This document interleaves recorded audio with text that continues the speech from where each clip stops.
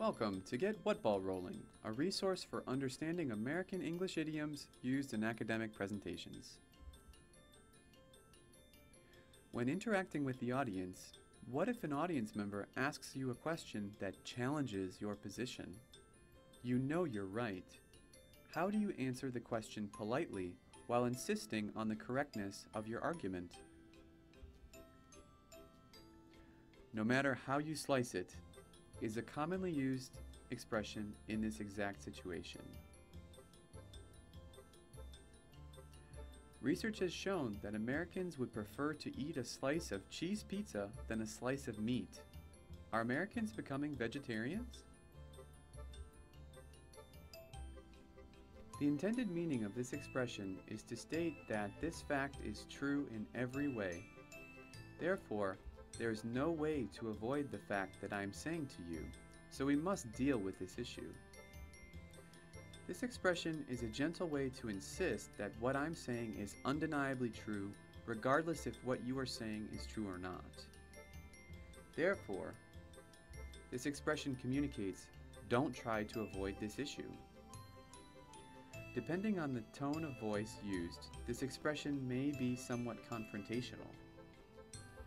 To lessen its strength, we can say, no matter how we slice it. Let's turn to an example. In a meeting between a failing student and his instructor, this conversation may take place. You must come to class. Yes, you turn in your assignments online, and yes, you show up for exams. But since 1/3 of your final grade is based upon class participation, you must come to class no matter how you slice it. Understood? Notice it was you and not we. There was no softening of the idiom in this example. Other variations of this expression are is at the heart of.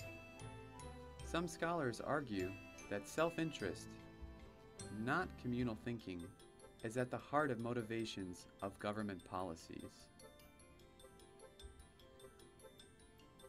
It's inevitable that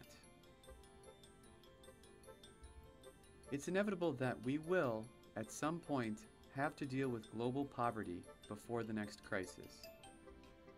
This means we cannot avoid it.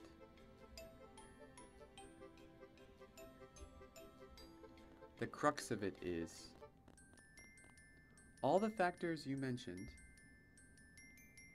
contributed to the crisis, but the crux of it was the gradual deregulation over the last 50 years.